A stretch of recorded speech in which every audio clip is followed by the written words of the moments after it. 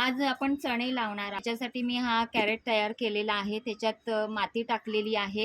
त्याच्यात मी माझ्या घरचं तयार केलेलं आता हे खत टाकत आहे.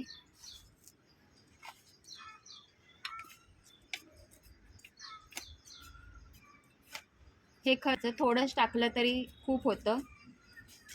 एकाच खतामध्ये सगळ्या प्रकारची खतं आहेत. आपली माती व्यवस्थित तयार झालेली आहे. त्याच्यामध्ये मी काबुली चणे घेतलेले आहेत. ते भिजत घातलेले आहेत रात्रभर. हे बघा, तुम्ही बघू शकता, मी 4च घेतलेले आहेत. ते आता मी लावते.